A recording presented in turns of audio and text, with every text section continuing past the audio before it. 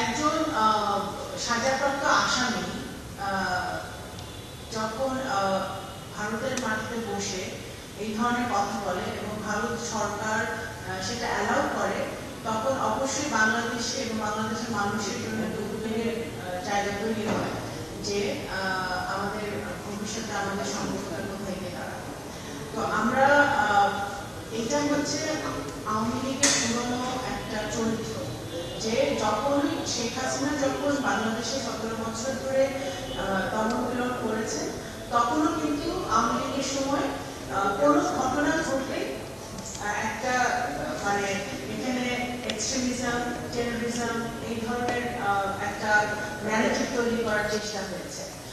তাদের খুন, গুম, তাদের এক্সট্রা জুডিশিয়াল কিলিং, তাদের বিচার বহির্ভূত হত্যাকাণ্ড যখন যে সময় তারা করেছেন, সেগুলো যখন ঢাকার একটা সময় হয়েছে, তখন সেগুলো ঢাকার জন্য তারা এক্সট্রিমিজম নিয়ে এসছেন, জঙ্গিবাদ নিয়ে এসছেন। এই জঙ্গিবাদের তত্ত্বটা আওয়ামী লীগের পুরনো নোংরা পলিটিক্স, এটাই তারা এখন বিদেশের মাটিতে বসে আবার নতুন করে করার চেষ্টা করছে।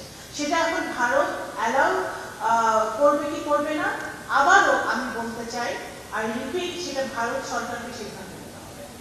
এবং এটা এই জঙ্গিবাদের তত্ত্ব আন্তর্জাতিকভাবে, জাতীয়ভাবে আওয়ামী লীগের সময়ও মানুষ এটা বিশ্বাস করে নাই, আন্তর্জাতিকভাবেও সেটা কেউ বিশ্বাস করে নাই, এখনো সেটা এটা বিশ্বাসের তো প্রশ্নে ওঠে না। বাংলাদেশে এখন জনগণের সমর্থিত, জনগণের দ্বারা নির্বাচিত একটি সরকার আছে, জনগণের দ্বারা নির্বাচিত একটি বিরোধী দল আছে। এখানে কোনোভাবে জঙ্গিবাদের কোনো প্রশ্নই ওঠে না। এটা আওয়ামী লীগের পুরনো তত্ত্ব, আন্তর্জাতিক মহলে অ্যাটেনশন পাওয়ার জন্য এটা করা হচ্ছে।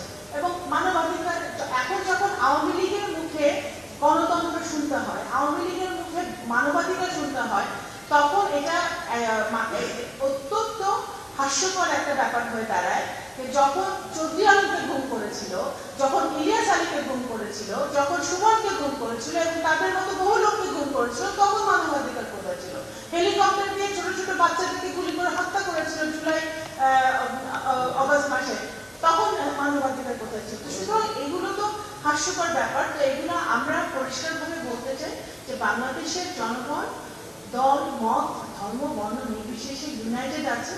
কোনোভাবেই এখানে যে ফ্যাসিবাদ চলেছে গত 17-18 বছর, সেই ফ্যাসিবাদ আবার ফেরত আসুক, আবার এখানে ফ্যাসিবাদের উত্থান হোক, সেটা কোনোভাবে বাংলাদেশের জনগণ সেটা মেনে নেবে না। ভারত আর বাংলাদেশের সম্পর্ক উন্নত হোক, সেটা আমি বিশ্বাস করি যে দুই দেশের সরকার, দুই দেশের জনগণ সেটা চায়।